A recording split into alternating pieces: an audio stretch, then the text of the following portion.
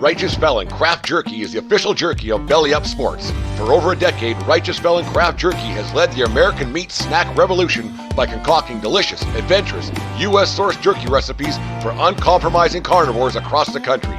With 15 different flavors to choose from, Righteous Felon has all jerky lovers covered, and by using promo code BELLYUP, you will get 15% off your purchase at righteousfelon.com.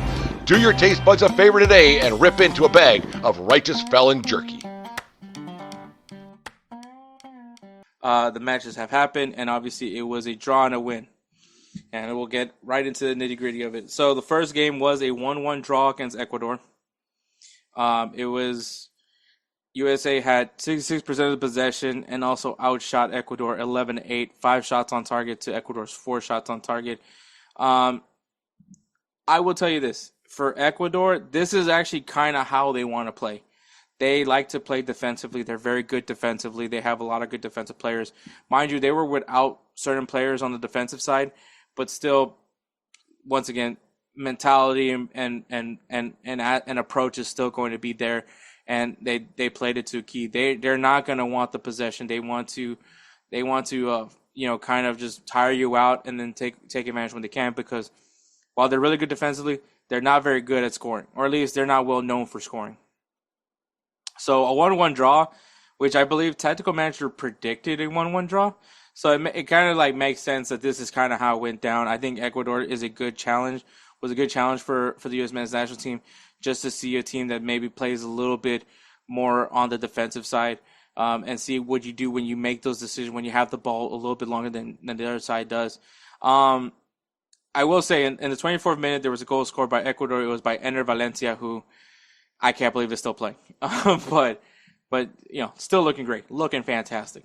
And I will say the goal, I'm not putting that on Freeze. It's more so just a very costly defensive error that happened, and I think that's just really what the theme was in that point. But I think once again they tightened it up, they corrected that, and I will say the possessions that I saw from the U.S. men's national team, it looked good. Like, I liked seeing how they played with the ball. It didn't look like they were just being reckless with the ball. I think they were making good decisions. Obviously, the execution side is still just a question that lingers for me. But I think, if anything, from this game, I think it solidified more that Flores and Balogun just fits to what Pochettino wants to do with his U.S. men's national team, as he did score the tying goal in the 71st minute. So for the lineup, we had at goalkeeper, we had Freeze, who actually played both matches. The back line, it was a back three. It had Ream, Richards, and Robinson in the back line. In the midfield, quote unquote midfield, the wing backs was Max Arfson and Tim Weah. As wing backs. In the midfield, you had Morris and Tessman as I guess you can say your dual sixes, or dual, your midfield, right? And then the front three, which you could say are other wingers, or can you say as two cams and a striker, which I think two cams and a striker is probably more accurate to say, especially with how you're utilizing Max Arfson and Tim Weah. It was Malik Tillman and Weston McKennie as your cams. So you had like essentially four midfielders, if you will, and Balogun up front as the lone striker. The substitutions that did come into this game was Freeman, Luna, McKenzie, Pulisic, Roldan, and Wright, all exactly in that order. But yeah, I think the team looked really good. Like I said, I kind of like the decisions that they made. I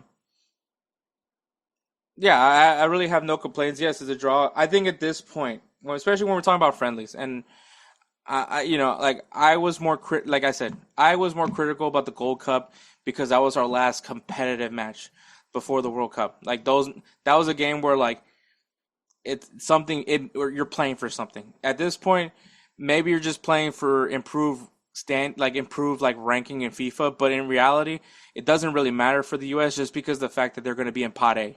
They're going to be Pot A and Group A. I already know where the U.S. is going to be. They don't have to worry about playing against a team from Pot A. They're going to play Pot B, Pot C, Pot D. They're going to be they're just going to be in a better situation because they are the host nation. And so That doesn't guarantee that the team in Pot B is not going to be, B, C, and D aren't going to be good opponents. I'm just saying that, like, as far as like worrying about FIFA rankings, because that's where the pots would matter. It was because of the FIFA rankings. It doesn't really matter because U.S. is going to be in Pot A, and so like because of that, like I'm not really going to be heavily critical about these matches. The only thing I will be critical is how they're playing. Like that's what's going to be mattering to me. Is are we like out? Maybe I want to see a little more of this player. Like once again, this is now we're now in the process of building your 26-man roster for the FIFA World Cup. You need to find out, trim the fat. You're probably going to bring in players that are going to be head scratchers, but it's not because you're bringing them just to bring them in. You want to basically bring them in and be like, yeah, I kind of figured that they're not going to be good, and we won't see another day of the light of day from them. And so Miles Robinson, I think that's kind of where I'm at with him. You brought him in just to see what is he going to do. Didn't help with that goal. I think he was part of that. I can't remember at this point, but he wasn't terrible, but he wasn't great either. And so I think at this point you're like, okay, now I know about Miles Robinson. Good, but obviously, once again, I'm not Pochettino. I don't know what's going on with him. But that was the first game, which was once again a 1-1 draw against Ecuador, a team that's already qualified for the World Cup. Actually, believe both these teams are actually qualified for the World Cup. The next opponent was a 2-1 win against Australia. USA had 64% of possession. Once again, possession is really what Pochettino is trying to build and try to build instill confidence in. And I think you're seeing that more and more with this team.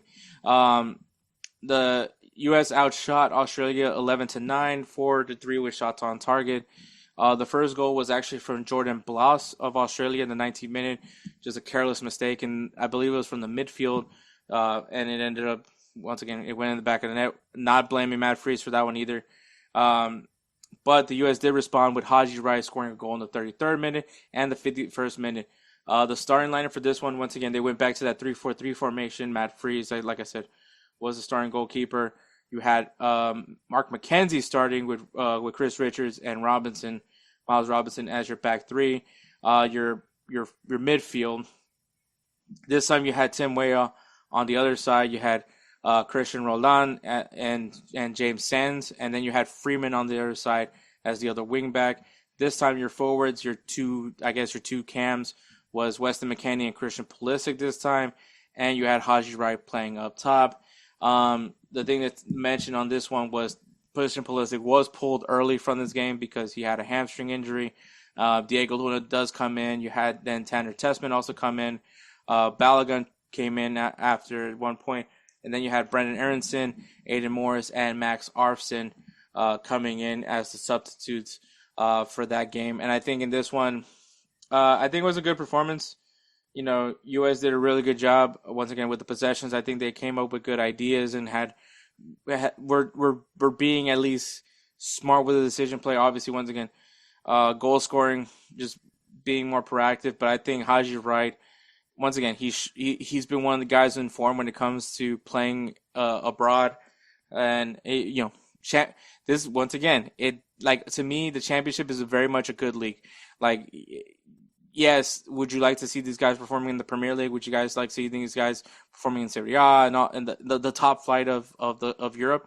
Yes, but the championship is a very physical league. Championship is actually honestly not a bad place for nines. I mentioned it with Josh Sargent. I praised Josh Sargent. But unfortunately, he just doesn't play well for the U.S. Haji Wright, on the other hand, gets his chance in this one, and I like it. I liked how he performed. I think the goals that he scored were very good. I think it was very what you expect from a nine, just putting himself out there and just scoring the goal. And I think I liked how he performed, and I think that he definitely solidified himself as one of the three options at striker. Obviously, I want to see Ricardo Pepi at some point because I think he adds another element of that style of a different type of nine, more physical, more proactive, more tenacious kind of nine. But still, I think Balogun, Haji Wright, and Pepi can be a really good combination play, especially however you want to utilize that 3-4-3 formation. Christian Pulisic's injury is just going to be a concern for me. And I'll go right into the takeaways from this one. But yeah, so I think a good win against Australia. I think you're kind of seeing kind of like an identity now with the team, and that's what I like. We talked about last episode about what the quote that Pochettino had, which was I forgot it now, but obviously it was about having hunger and having fight, and that is exactly how these guys are playing, and I actually like that. That's what we're seeing from this team. My takeaway is the 3-4-3.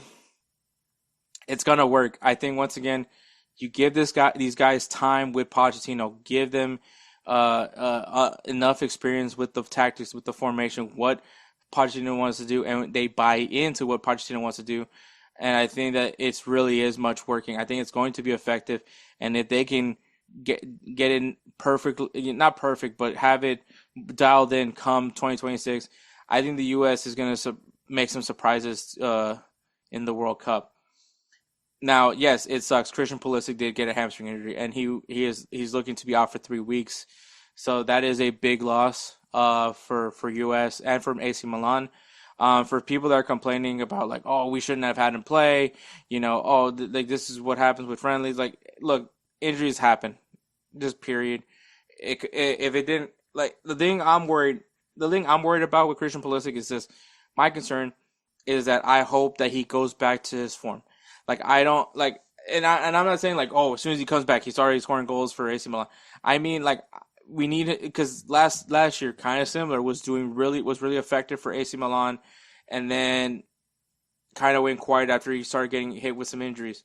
So I need him to probably mentally prepare himself a little bit better and bounce back. Like, because I think once again, this is the way I'm going to word it now is, since all that's happened this summer, this is the Christian Pulisic's fuck you tour. Like, this is now him. All the talking heads that talk trash to Christian Pulisic, that said all that they needed to say about Christian Pulisic for opting out of Gold Cup, for his interviews, for the documentary, all those things. This is the fuck you tour. And this, sorry for cussing, Kelsey. And this is also directed to me because I have been critical of Christian Pulisic. But I've also never have changed what I've said about Christian Pulisic. Like I've said it, like he is our best player. He's not the best vocal leader. He has no business of being a captain. Like, I think that just because he's our best player doesn't mean that he needs to be our captain. I think that there's, honestly, I should add this also to my takeaways. Chris Richards, captain. If Tyler Adams isn't going to be fit enough to play in the World Cup, Chris Richards should definitely be looked at as someone to wear the armband, because I think that he is a very good leader. I think he takes a lot of ownership. He takes pride. He says all the things that you want to hear from a captain. And so, I mean, to be honest, man, like Chris Richards, I think I would not be against him being captain of the U.S. men's national team. I think he would be a perfect candidate for captain of the U.S. men's national team. Tim Ream obviously is always going to be in discussion for captain. I think Christian Pulisic, mainly just because he's the best player on the team, doesn't mean he's the best. He should be the captain. And I think Tyler Adams, number one to me, captain. I've always said that about Tyler Adams. I think he's just a great reflection of what the U.S. men's national team needs as a leader. But I think Chris Richards, I think we're finding out that Chris Richards should be Captain America. So that was my takeaway. And then Balogun and Haji Wright shine, which is good because especially for those guys that are worried that Patrick Agyemang is gonna rear his face at some point. But I think I will say with Haji Wright, we can still see Agyemang. I don't think that this isn't the end of Agyemang. Once again, I like the idea of Agyemang. I just need to be executed. But I think with Haji Wright, the beauty of Haji Wright is that he doesn't necessarily have to be the 9. Like, he could play on the wing. So he's a little bit versatile. So I think he will actually be, especially that back end of the roster. Like, he is a guy that, hey, I don't like. He's not just gonna be a 9. Like, I gotta play him on the wing. I can kind of maybe he can play in that cam role for, especially with the 4-3-3. So it's not crazy to keep Haji Wright in the conversation and still have Patrick Agyemang. So I think that it's a good place to be if you're Haji Wright, because you're performing. You're gonna be under Poch's eye.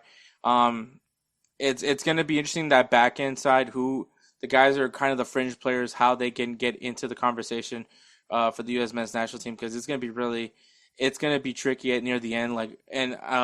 I mean, the November call-ups were not that far away. Obviously, they're going to be playing against Paraguay. I forgot the other team. But it's going to be an interesting one to see who he brings in for that one. I don't think we're going to see it's not like we're going to see like the same. I don't expect to see Christian Pulisic just because I believe he will just be coming back from AC Milan and kind of seeing how Pochettino approaches those guys. I believe he won't call them up just to let them focus on recovery more. So, I mean, we could see Christian Pulisic not there. So that could open up some opportunities for some guys to go in. Once again, this is at this stage, it is very much, it's not about rotating the guys completely, but bringing in guys here and there to see why should I try to bring you in? And if you can showcase it, cool. If not, you kind of validated why I didn't call you up initially. So I think that's going to be kind of intriguing for the U.S. men's national team as they go on. Once again, these friendlies are important because they're trying to figure out who's going to be on that 26-man roster for the 2026 FIFA World Cup. These are all what the strategy comes into play now. It isn't so much about, we got to win these friends. Now, winning is great. I'm not against winning. This isn't me saying that I don't want to win. But when games like these that really hold no significance, especially once again, like FIFA rankings doesn't hurt the U.S. men's national team right now. They already qualified for the World Cup, and they're going to be in Pot A. So, I think that, if you're the U.S., there's no real worry. It's just kind of just figuring out who's going to be on your line, who's going to be on your roster come 2026. That's really all that it comes down to it. So if I had to grade this October call up, I'll say a B. I'll say a B. I think we had a good performances. Obviously, probably could do a little more. I think they're still kind of figuring things out. But I think that we're seeing clearly some guys that should be on the roster. Obviously, I would love to give it an A, but no, actually, I really don't. I think that I just want to give them a B. I think this is actually, it's a commendable call up. I think Poch's ideas are now being implemented and being bought in, and so I really have nothing negative to say aside from it just sucks that Christian Pulisic got hurt. But aside from that, I think this was a good call up in general, and I'm not at all disappointed by this call up. So I like where it's going. Who is that guy?